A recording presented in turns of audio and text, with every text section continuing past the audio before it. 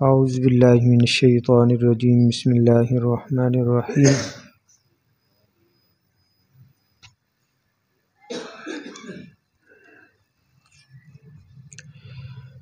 سورۃ الدہر هل اتى علی الانسان حین من الدہر لم یکن شیئا مذکورا انا خلقنا الانسان من نطفۃ امشاج نبتلیہ فجعلناہ سمیعا بصیرا انا ہدیناہ السبیل اما شاکرا واما کفورا انا اعتدنا للکافرین سلاسل واغلالا وسعیرا ان الابرار یشربون من کأس کان مزاجها کافورا عینا یشرب بها عباد اللہ یفجرونها تفجیرا صدق اللہ العظیم۔ سورۃ الدہر کی ابتدائی 6 آیات کے ترجمہ اور تفسیر پر مبنی ہے آج کا درس قرآن۔ سورۃ الدہر مدنی صورت ہے اور اس کی 31 آیات اور 2 رکوع ہیں۔ بعض مفسرین کرام فرماتے ہیں کہ یہ مکی صورت ہے، بعض فرماتے ہیں کہ اس کا پہلا رکوع مکی ہے، دوسرا مدنی ہے۔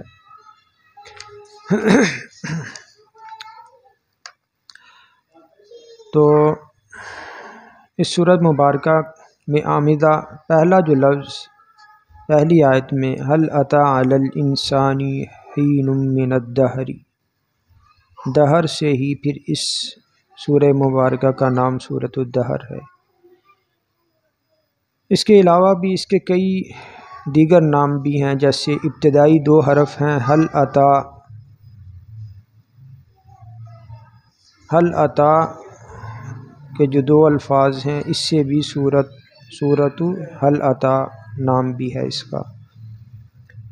پھر آگے آ رہا ہے هل اتى علی الانسان، سورۃ الانسان بھی اس کا نام ہے۔ پھر اگلی دوسری آیت میں آ رہا ہے انا خلقنا الانسان من نطفۃ امشاج، پھر اس سورت کا نام سورۃ امشاج بھی ہے۔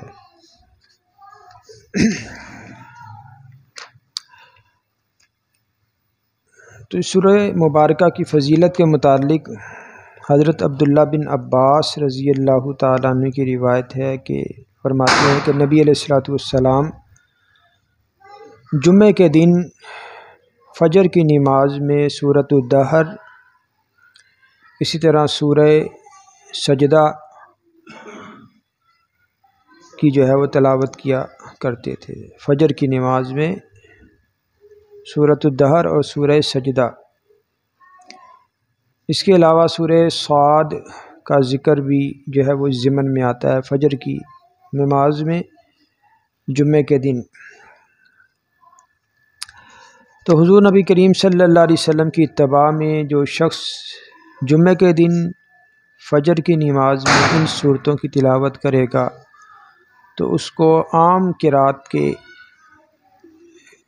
جو ہے اعتبار سے اس کو زیادہ جو ہے وہ ثواب ملے گا۔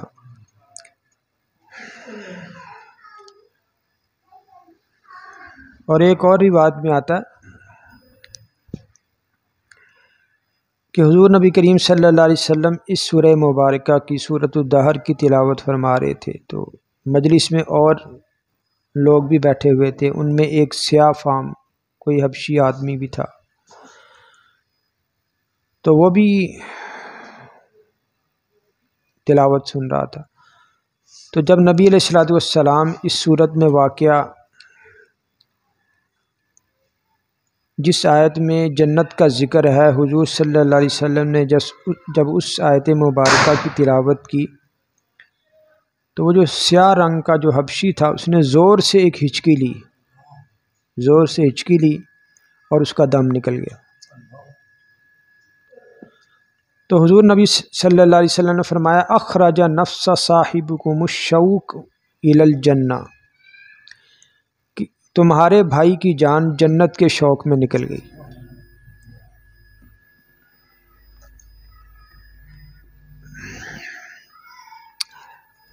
تو کیا ہے، نماز میں کوشش کریں کہ صرف اپنی نمازوں کو سورہ فلق سورہ ناس پر ہی ختم نہ کریں، مکمل نہ کریں، بلکہ اس سے ہٹ کر بھی زیادہ سے زیادہ قرآن پاک زبانی یاد کرنے کی کوشش کریں، اس نیت سے تاکہ سنت پر نبی صلی اللہ علیہ وسلم کی اتباع کے مطابق اسے نماز میں پڑھا جا سکے، خصوصاً وہ صورتیں کہ جو نبی صلی اللہ علیہ وسلم نماز میں اکثر جو ہے پڑھا کرتے تھے۔ اللہ تعالی ہمیں عمل کی توفیق عطا فرمائے۔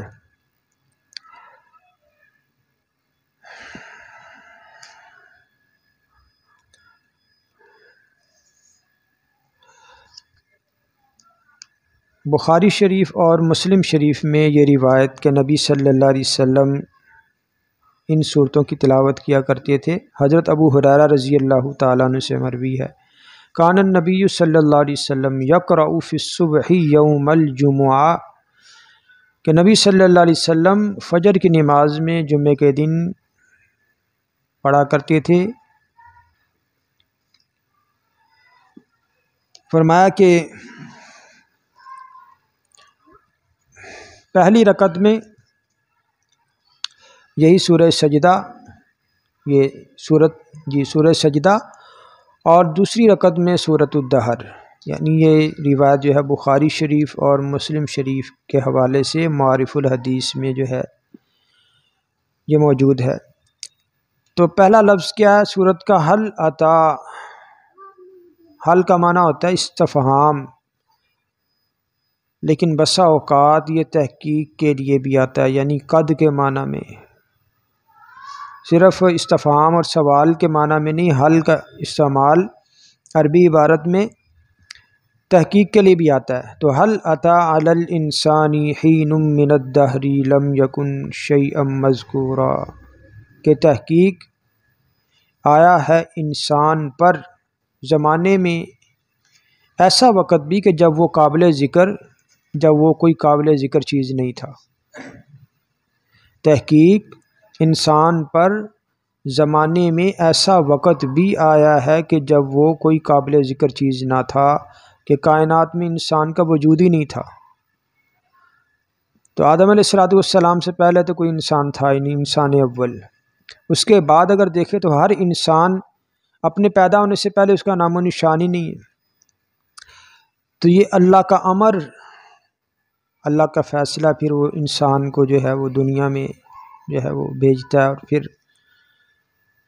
اسے اللہ شکل و صورت دیتا ہے، خاندان دیتا ہے، اور جناب علم دیتا ہے، فہم دیتا ہے، زبان دیتا ہے، آنکھیں دیتا ہے، ہر نعمت اسے عطا کرتا ہے۔ حل عطا علی الانسان حین من الدہر لم یکن شیئا مذکورا، سابقہ جو صورت تھی سورۃ القیامہ، اس میں قیامت کے متعلق اور قرآن کریم کی حقانیت کے متعلق جو ہے وہ ذکر تھا۔ تو یہاں بھی اس صورت میں بھی قیامت کے احوال اور قرآن کریم کی حقانیت اور اس طرح کے جو مضامین جو پہلی صورت میں گزرے ہیں، مختصر اور اجمالاً یہاں سورۃ الدہر میں ان جو ہے موضوعات کی، مضامین کی اللہ نے انہیں تفصیل کے ساتھ بیان فرمایا۔ تو حل عطا علی الانسان حین من الدہر لم یکن شیئا مذکورا، تحقیق آیا ہے انسان پر زمانے میں ایسا وقت بھی کہ جب وہ کوئی قابل ذکر چیز نہیں تھا۔ انا خلقنا الانسان من نطفۃ امشاج، بے شک ہم نے انسان کو پیدا کیا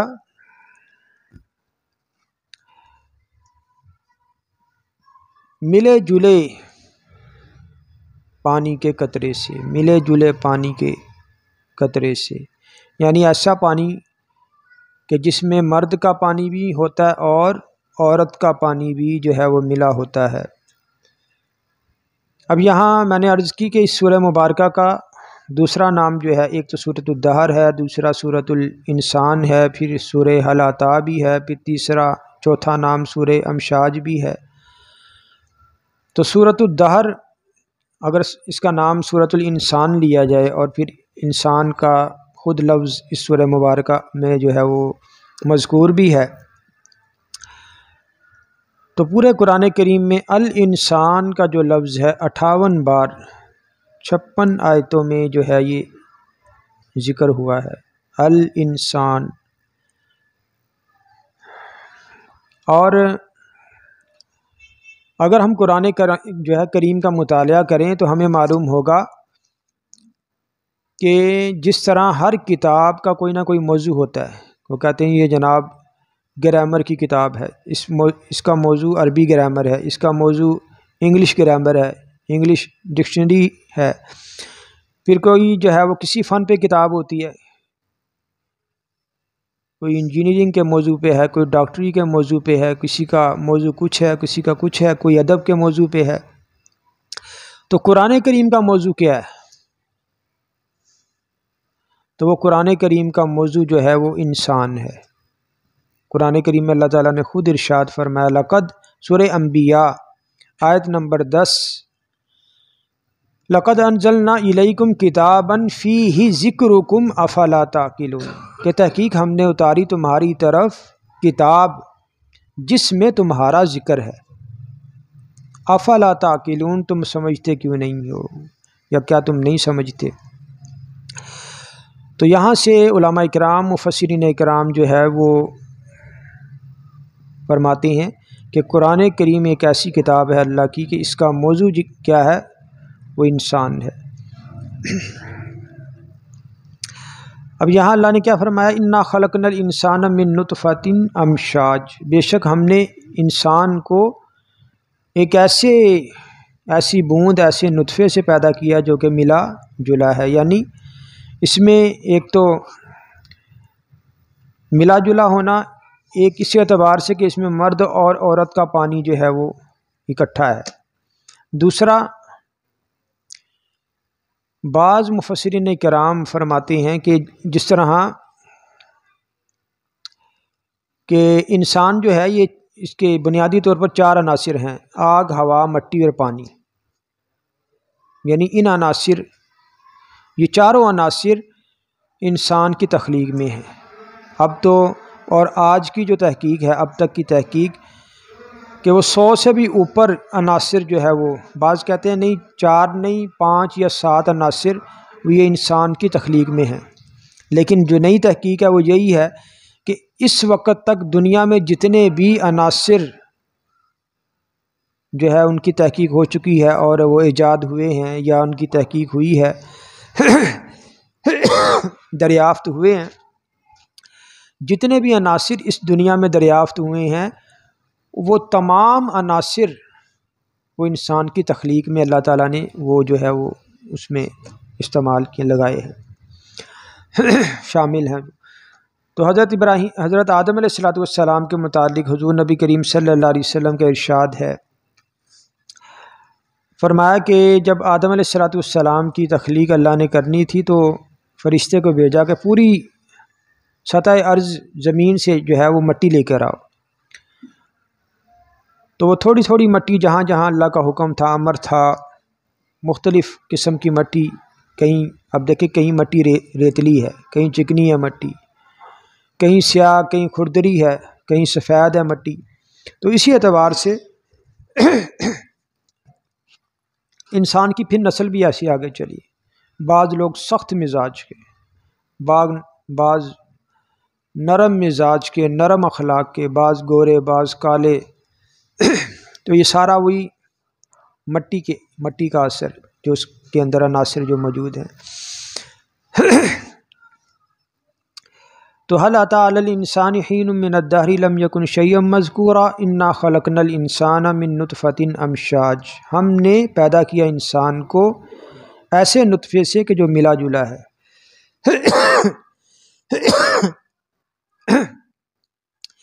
نبتلیہ، اب پیدا کیوں کیا اللہ نے انسان کو؟ پیدا کیوں کیا؟ نبتلیہ، تاکہ ہم اسے آزمائیں، تاکہ ہم اس کی آزمائش کریں۔ اب آزمائش کس میں کرنی ہے؟ قرآن کریم میں مختلف مقامات پہ بارہا اللہ تعالیٰ نے جو آیات نازل فرمائی ہیں اس سے معلوم ہوتا ہے کہ اللہ تعالیٰ نے انسان کو خیر اور شر کے ذریعے سے، نیکی اور بدی کے ذریعے سے، اچھائی اور برائی کے ذریعے سے اللہ نے اس کو آزمایا ہے، اور یہ اس کی پیدائش کا تقاضا تھا کہ اسے آزمائش میں ڈالا جائے تاکہ وہ اچھے برے جو ہے وہ اعمال سر انجام دے، پھر اس کے مطابق اس کو جزا سزا کا جو ہے وہ سامنا کرنا پڑے۔ اب سورہ بقرہ کی آیت نمبر 155 اللہ فرما رہے وَلَنَبْلُوَنَّكُمْ بِشَيْءٍ مِّنَ الْخَوْفِ وَالْجُوعِ وَنَقْصٍ مِّنَ الْأَمْوَالِ وَالْأَنفُسِ وَالثَّمَرَاتِ وَبَشِّرِ الصَّابِرِينَ کہ ہم تمہیں ضرور آزمائیں گے،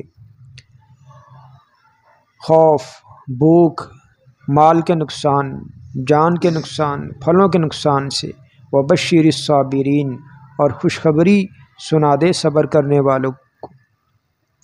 اسی طرح سورہ محمد کی آیت نمبر 31 اللہ فرما رہے وَلَنَبْلُوَنَّكُمْ حَتَّى نَعْلَمَ الْمُجَاهِدِينَ مِنْكُمْ وَالصَّابِرِينَ وَنَبْلُوَ أَخْبَارَكُمْ کہ ہم تمہاری ضرور آزمائش کریں گے تاکہ ہم دیکھ لیں کہ تم میں سے مجاہد کون ہے اور تم میں سے ثابت قدم رہنے والے کون ہیں، صبر کرنے والے کون ہیں، اور تاکہ تمہارے حالات کی جانچ پڑتال ہو سکے۔ اسی طرح سورہ انبیاء کی آیت 35 اللہ فرما رہے کل نفس ذائقۃ الموت ہر جان کو موت کا ذائقہ چکھنا ہے، وَنَبْلُوكُمْ بِالشَّرِّ وَالْخَيْرِ فِتْنَةً اور ہم تمہیں آزمانے کے لیے بری اور بھلی حالتوں میں مبتلا کرتے ہیں، بری اور بری حالتوں میں مبتلا کرتے ہیں، وَإِلَيْنَا تُرْجَعُونَ اور تم سب نے ہماری ہی طرف لوٹ کر آنا ہے۔ سورہ فجر کی آیت نمبر 15 اور آیت نمبر 16 میں بھی اللہ نے اسی ابتلا کو اور اسی آزمائش کو بیان فرمایا کہ فَأَمَّا الْإِنسَانُ إِذَا مَا ابْتَلَاهُ رَبُّهُ فَأَكْرَمَهُ وَنَعَمَهُ فَيَقُولُ رَبِّي أَكْرَمَنِ کہ اللہ جب انسان کی آزمائش کرتا ہے پروردگار اس کا اور اس کا اکرام کرتا ہے، اس پر اپنی نعمتوں کی بارش کرتا ہے، تو وہ کہتا ہے کہ میرے پروردگار نے میرا اکرام کیا۔ وَأَمَّا إِذَا مَا ابْتَلَاهُ فَقَدَرَ عَلَيْهِ رِزْقَهُ اور جب اللہ اسے آزماتا ہے تو اس پر رنگ جو ہے وہ رزق کو تنگ کر دیتا ہے، فَيَقُولُ رَبِّي أَهَانَنِ تو وہ کہتا ہے کہ میرے رب نے میری توہین کی، میری اہانت کی۔ اور بعض مفسرین کرام فرماتے ہیں یہاں آزمائش سے مراد کیا ہے، خیر اور شر کے ذریعے آزمانا نہیں ہے، بلکہ یہاں نبتلی سے مراد آزمائش نہیں بلکہ پلٹیاں دینا ہے۔ جیسے شاہ عبد القادر محدث دہلوی رحمہ اللہ نے یہ نبتلی ہی کا ترجمہ جو کیا ہے تو وہ فرماتے ہیں کہ اِنَّا خَلَقْنَا الْإِنسَانَ مِن نُطْفَةٍ أَمْشَاجٍ نَبْتَلِيهِ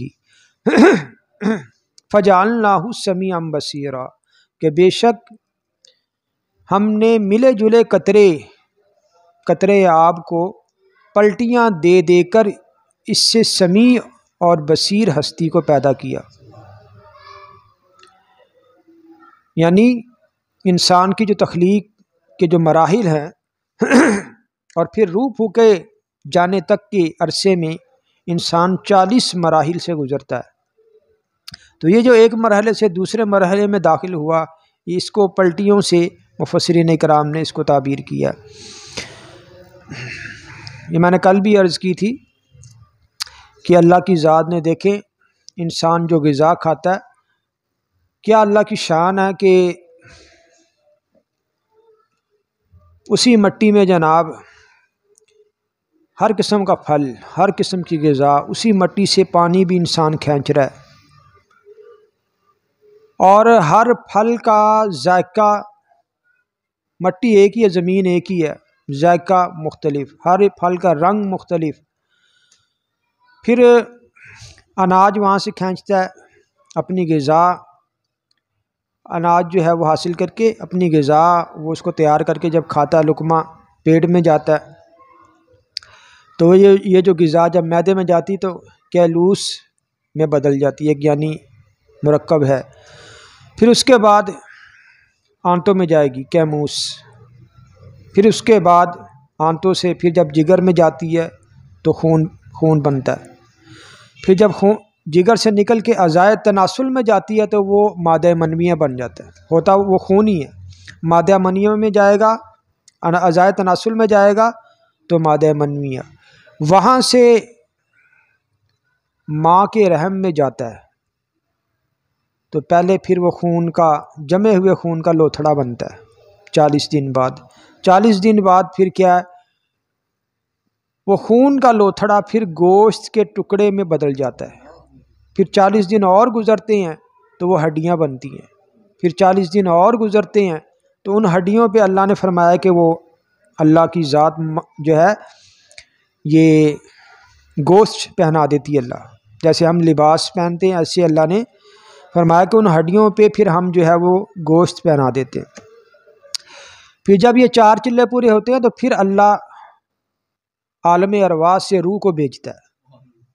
وہ روح پھونکی جاتی ہے، پھر اس کا رزق، عمر، اس کی نیک ہے بد ہے، ہر چیز اس کی ماں کے پیٹ میں ہی اللہ اس کی جو ہے وہ لکھ دیتا ہے.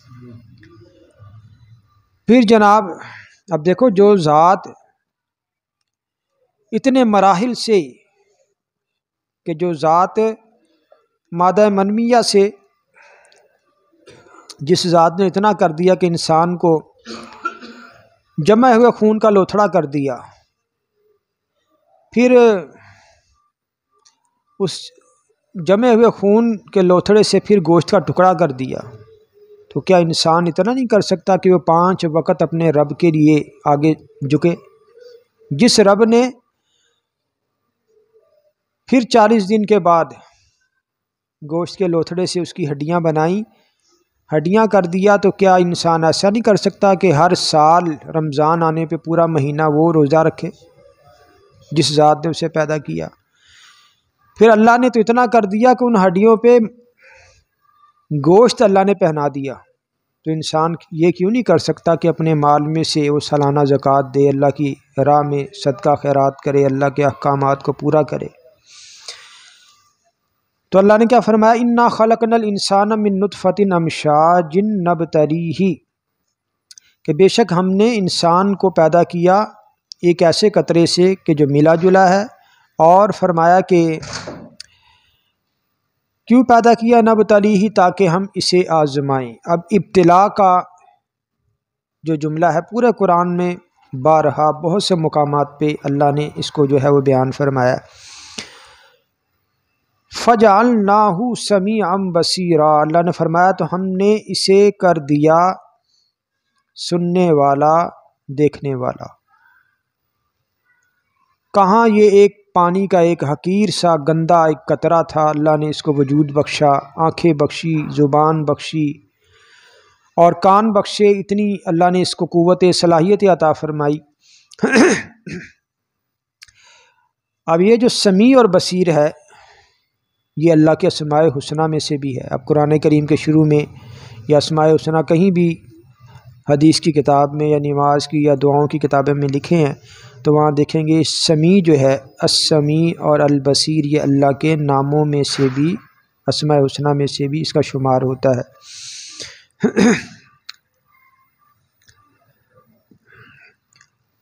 تو انا خلقنا الانسان من نطفۃ امشاج نبتلیہ فجعلناہ سمیعا بصیرا. اللہ نے یہ جو انسان کی پیدائش کے مرحلے تھے یہ سارے گنوا کے فرمایا دیکھو ہم نے جو ہے وہ انسان کو کیسے پیدا کیا. تو یہ نہ صرف اللہ نے اس کو وجود بخشا. اب دیکھیں گے کہ ہم اگر کہیں مارکیٹ میں جاتے، کوئی مشین لینے جاتے ہیں، کوئی واشنگ مشین لینے جائیں گے، اس کے ساتھ ایک چھوٹا سا کتابچہ ملے گا کہ اس کو استعمال کیسے کرنا ہے. موبائل لینے جائیں گے کسی بھی کمپنی کا، ساتھ وہ چھوٹا سا کتابچہ ہوگا، وہ کمپنی کی طرف سے جناب اس کو کیسے استعمال کرنا. کوئی کسی قسم کی مشینری ہوگی تو ساتھ اس کے ہدایت نامہ ہوتا ہے.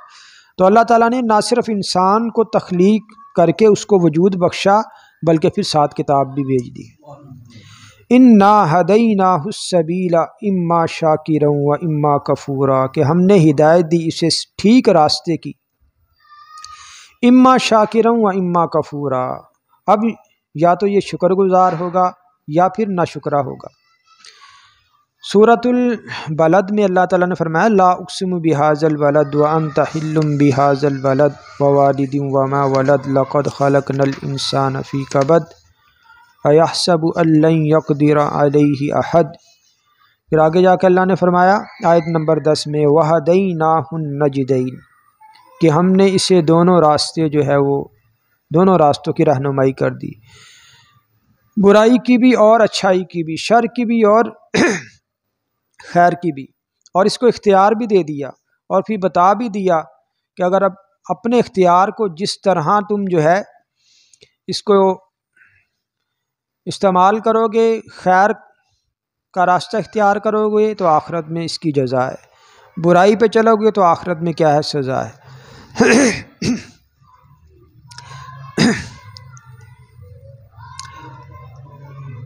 ایک حدیث میں آتا ہے کہ حضور نبی کریم صلی اللہ علیہ وسلم نے ایک صحابی تھے کعب بن عجرہ، ان سے فرمایا کعب اللہ تعالیٰ تمہیں بے وقوفوں یعنی سفہاء کی حکومت سے بچائے۔ انہوں نے عرض کی یا رسول اللہ سفہاء کی حکومت سے کیا مراد ہے؟ حضور نے فرمایا میرے بعد ایسے لوگ آئیں گے جو میری ہدایت کو اختیار نہیں کریں گے اور میری سنت کو نہیں پکڑیں گے، ظلم و زیادتی کریں گے۔ فرمایا جس شخص نے ایسے لوگوں کے ظلم پر ان کی مدد کی، ان کے جھوٹ کو سچ سمجھا، وہ مجھ میں سے نہیں۔ ظلم میں مدد کیا کہ ظالم حاکم ظلم کرے تو اس کے ظلم پہ خاموش رہا جائے، یہ صرف حکومت تک ہی نہیں ہے،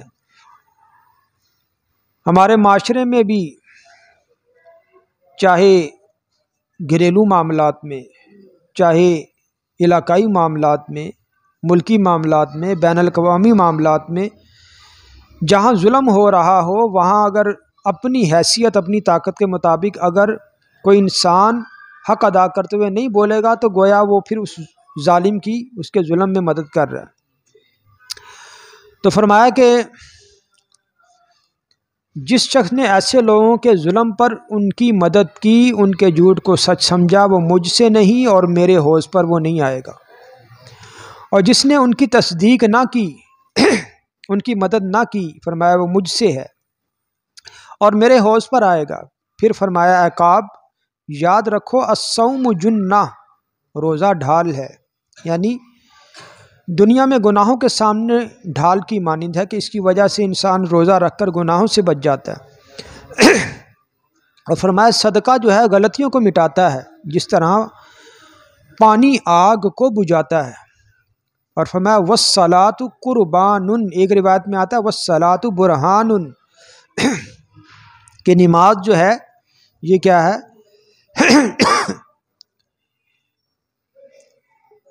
یہ ایماندار ہونے کی دلیل ہے، اور قربان کہیں گے تو یہ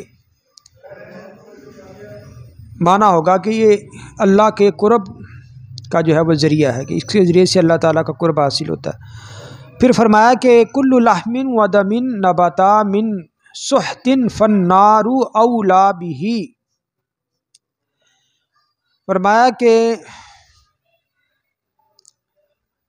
مال حرام سے پرورش پانے والا جسم دوزخ میں جانے کا زیادہ مستحق ہے۔ ہم یہ لقمہ جو کھاتے ہیں یہ حلق میں اترنے والا ہمارا لقمہ یہ ہمارے اعمال کے لیے بنیاد کی حیثیت رکھتا ہے، اور ہم اسے مانتے نہیں، سمجھتے نہیں ہیں، سوچتے نہیں ہیں، جیسا آیا جو آیا سیدھا پیٹ میں۔ تو جیسی غذا جیسی خوراک ویسے اعمال، جیسے اعمال ویسی جزا اور سزا، ویسا انجام۔ اور فرمایا کہ اے کعب یاد رکھو ہر انسان صبح کرتا ہے اور اپنے نفس کو بیچتا ہے۔ اب نفس کو بیچنے کا کیا معنی کہ اگر اس نے ایمان اور نیکی کو خریدا تو فلاح میں چلا گیا، اور اگر اس نے برائی، کفر، شرک اور غلطیوں کو خریدا تو ناکامی کی طرف چلا گیا۔ تو علماء فرماتے یہی مطلب ہے اما شاکرا و اما کفورا، کہ یا تو بندہ اللہ کی فرما برداری کر کے شکر گزار ہو جاتا ہے، اور یا پھر نافرمانی کر کے کیا ہے؟ نا شکر گزار بندہ بن جاتا ہے۔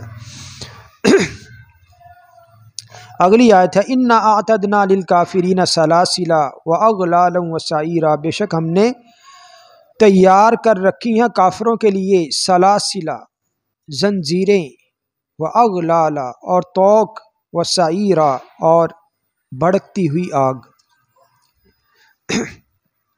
اور ان تینوں چیزوں کو اللہ تعالیٰ نے قرآن کریم میں بارہا ذکر فرمایا ہے۔ سورہ غافر آیت 71، اذ الاغلال فی اعناقہم والسلاسل یسحبون، سورہ حاقہ آیت 32۔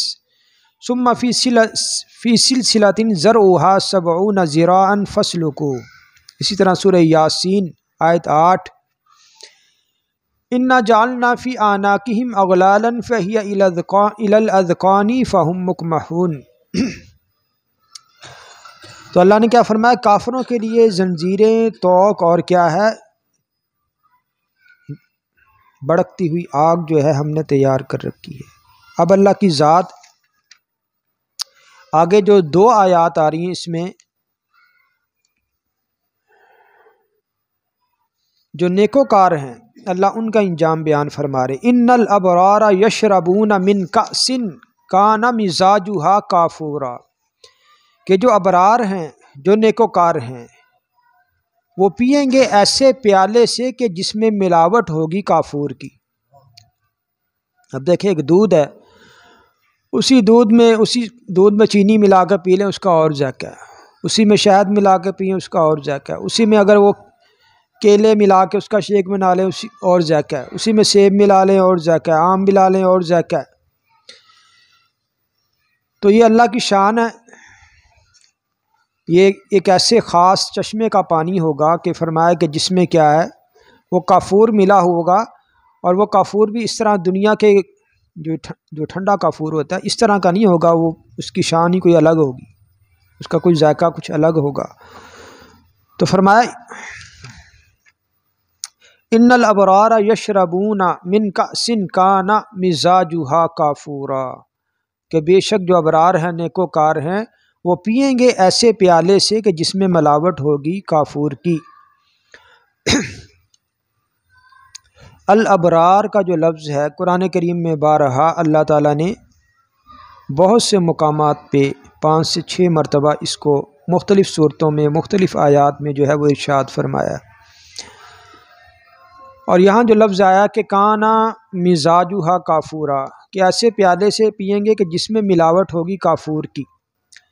سورہ مطففین آیت 27 اللہ فرما رہے وَمِزَاجُهُ مِن تسنیم، کہ وہاں کا اس میں جنتیوں کے انعامات اللہ بیان فرما رہے ہیں، اور وہاں کا جو پانی ہے فرمایا کہ اس میں اس شراب میں تسنیم کا پانی ملا ہوگا، وہ بھی ایک یعنی جنت کا چشمہ ہے۔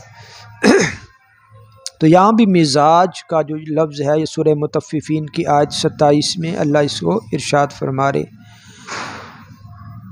تو جو ابرار ہوں گے، نیکوکار ہوں گے، وہ جنت میں کس پیالے سے پئیں گے؟ جس میں کافور کی ملاوٹ ہوگی۔ عینا یشرب بہا عباد اللہ یفجرونہا تفجیرا، فرمایا عینا یشرب بہا، فرمایا یہ ایک ایسا چشمہ ہے کہ جس سے اللہ کے بندے پئیں گے۔ یفجرونہا تفجیرا، وہ جس طرف مرضی چاہیں گے اس چشمے کا رخ جو ہے پھیر دیں گے۔ تو مفسرین کرام نے فرمایا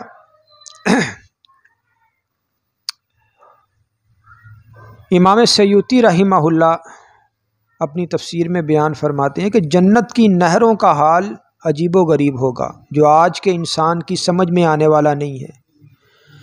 فرماتے ایک تو یہ بات کہ جنت کی نہریں سطح ارضی پر چلیں گی۔